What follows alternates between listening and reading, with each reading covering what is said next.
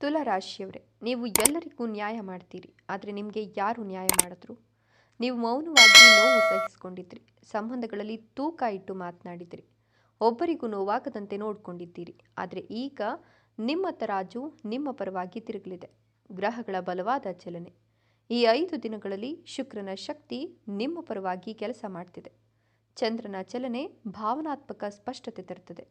ಬುಧನ ಪ್ರಭಾವ ಹಣ ಮತ್ತು ನಿರ್ಧಾರಗಳಲ್ಲಿ ಲಾಭ ತರುತ್ತೆ. ಇದು ಸಾಮಾನ್ಯ ಕಾಲ ಅಲ್ಲ, ಇದು ತಿರುವಿನ ಕಾಲ. ಮೌನ ಸಂಕೇತ. ಈ ದಿನ ನಿಮ್ಮ ಮನಸ್ಸಿನಲ್ಲಿ ಒಂದು ಅಸ್ಪಷ್ಟ ಗೊಂದಲ. ಯಾರನ್ನ ನಂಬಬೇಕು ಬೇಡ್ವಾ? ತಕ್ಷಣ ನಿರ್ಧಾರ ತೆಗೆದುಕೊಳ್ಬೇಡಿ. ಮಾತು ಜಾಗ್ರತೆ. ಹಳೆಯ ವಿಷಯ ತೆಗಿಬೇಡಿ. ಮೌನವೇ ಈ ದಿನ ನಿಮ್ಮ ಶಕ್ತಿಯಾಗತ್ತೆ.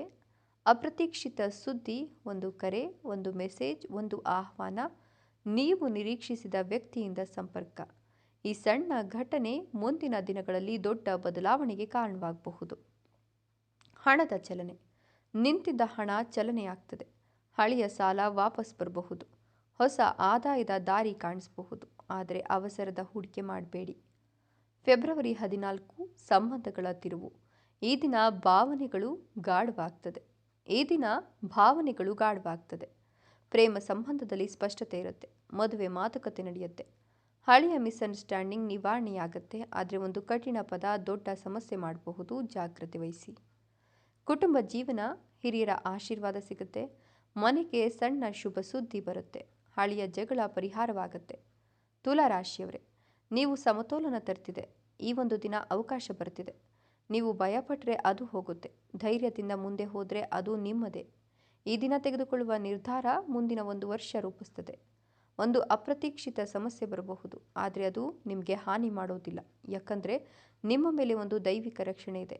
ಮಾನಸಿಕ ಸ್ಥಿತಿ. ಸಣ್ಣ ಗೊಂದಲ ಉಂಟಾಗಬಹುದು, ಸಣ್ಣ ಒತ್ತಡ ಇರಬಹುದು. ಆದರೆ ದೊಡ್ಡ ಧೈರ್ಯ, ಧ್ಯಾನ ಅಥವಾ ದೇವಾಲಯ ಭೇಟಿ ನಿಮಗೆ ಶಾಂತಿ ಕೊಡುತ್ತದೆ.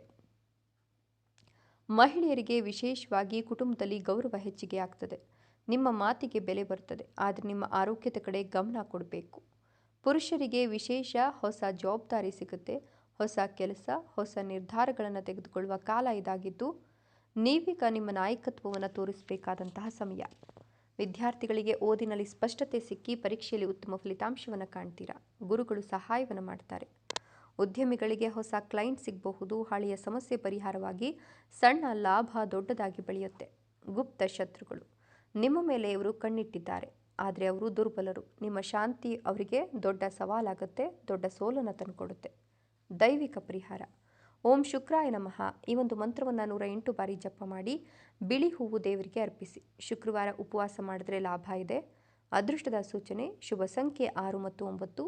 ಶುಭ ಬಣ್ಣ ಬಿಳಿ ಮತ್ತು ನೀಲಿ. ಶುಭ ದಿನ ಫೆಬ್ರವರಿ 15. ಮುಂದಿನ 6 ತಿಂಗಳ ಭವಿಷ್ಯ. ಈ 5 ದಿನಗಳು ಒಂದು ಬಾಗಿಲು, ಅದರೊಳಗೆ ಹೋಗುವ ಧೈರ್ಯ ನಿಮ್ಮದು.